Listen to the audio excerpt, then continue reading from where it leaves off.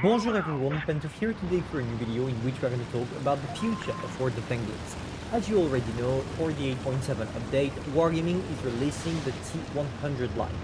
And at first, I thought it was just another regular light tank, but Wargaming officially announced that it will have special perks, the same way as the M60 was working with the reverse track.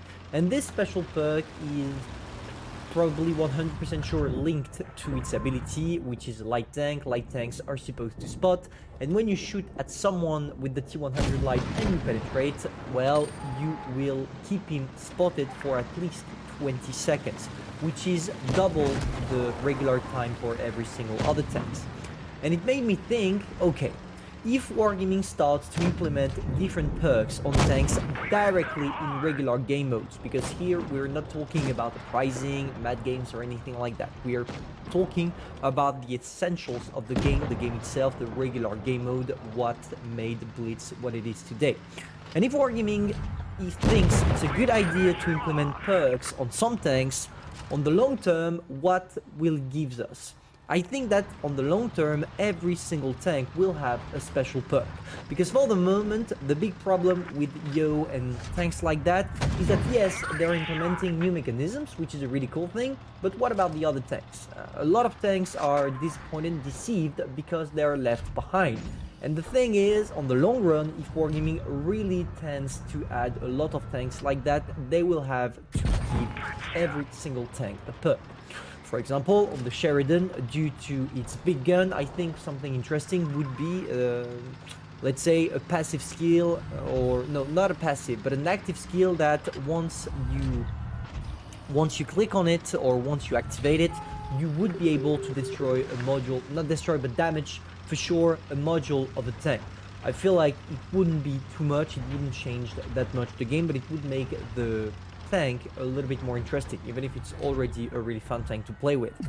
So that's pretty much what I'm scared about for the future, because if Wargaming does that, of course it's gonna change the whole aspect of the game, because we are no longer a realistic kind of a tank versus tank game. We are gonna get something more arcade. But I want to remind you that during the 5.5 update that removed a couple of tanks, and some of them being loved by the community, Wargaming said themselves that they didn't want it to make the grind difficult in order for them to keep players. Because today we're in a generation where everything needs to be easy and we need to have everything straight off the plate, because otherwise we find it boring and we don't want to make any efforts.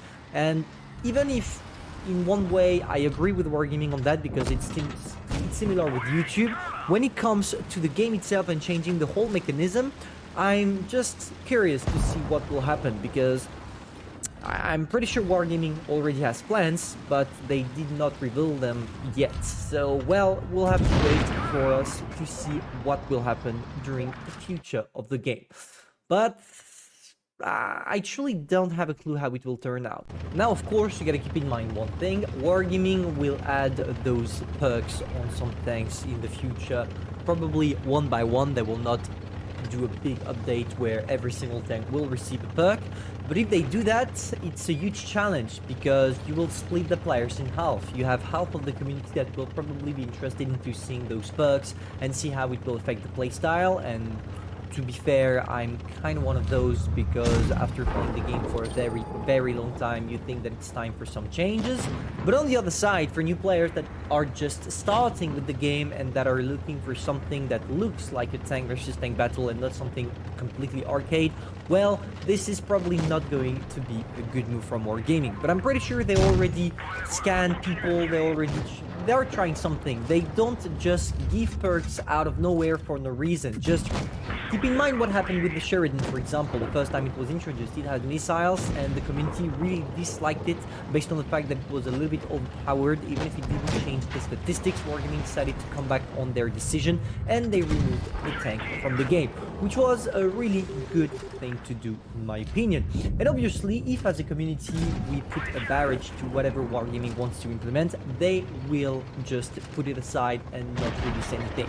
But I give them the benefit of the doubt. We don't know yet where it's going, and to be fair, I'm quite interested to see where this will lead us.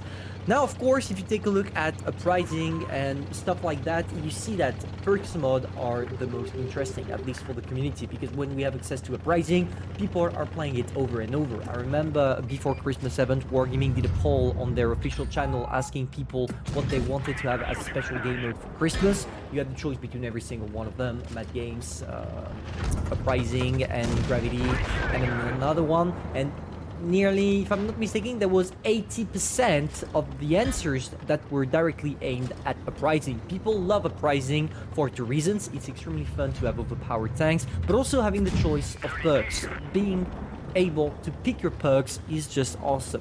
And even as an OG player of the game, I'm always having fun while playing Uprising. And this is the reason I think Wargaming is turning the vest on the regular tank game mode. They really want to give us what we want, which is perks.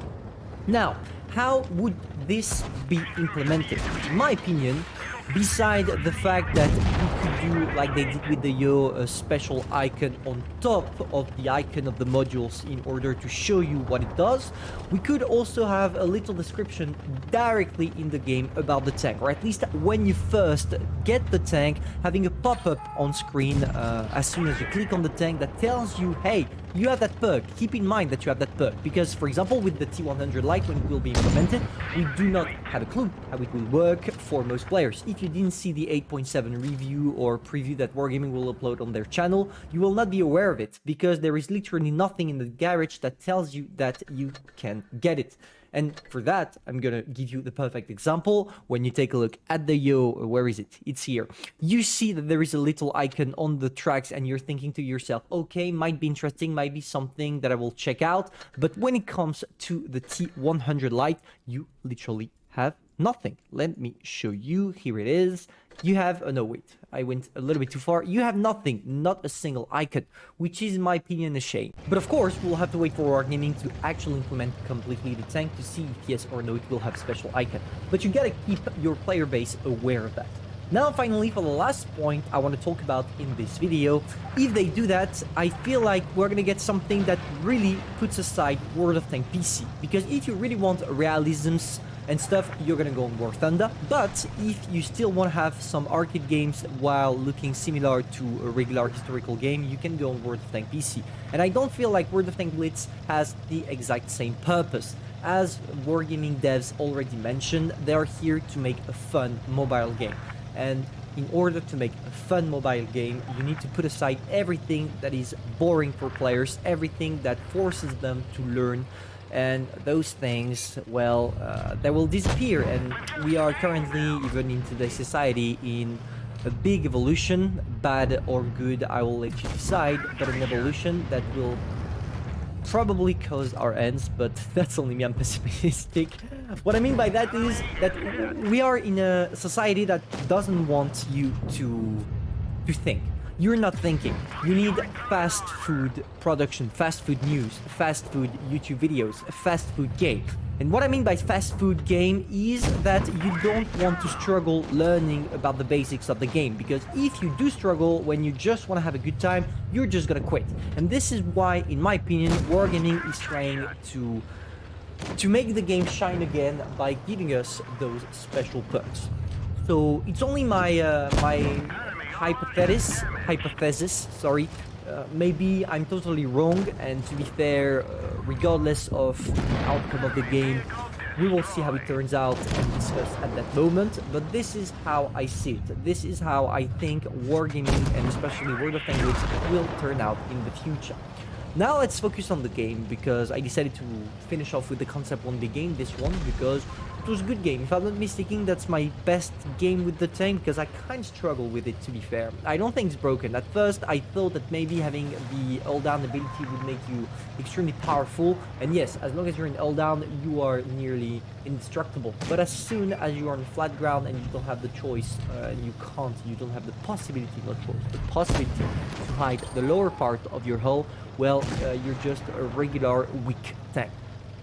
That being said, let's jump directly into it. There we go for the PTM, sneaking a good old shot in him, and what's cool about it is that he really wants to focus on the 268 that is nearly a one shot, and he's gonna give me a free way to sneak shots on shots on shots on him without really caring about me, which is a good thing because at least I'll keep all my hit points.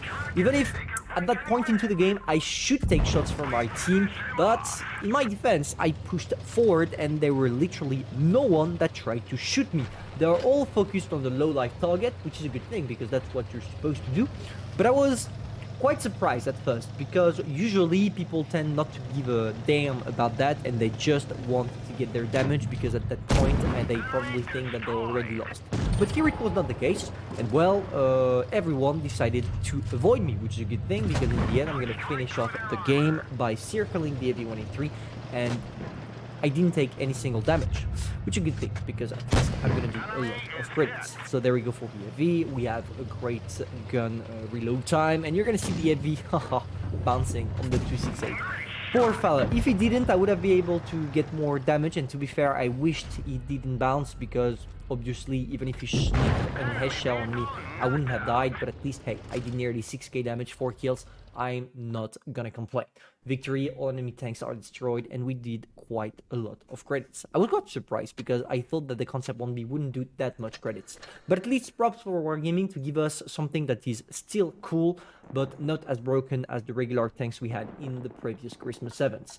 So well, this video is now over. If you enjoyed, feel free to subscribe, like, and share, and most importantly, tell me in the comments what do you think the future of World of Tanks Blitz will look like, and I will try to read you all. See ya.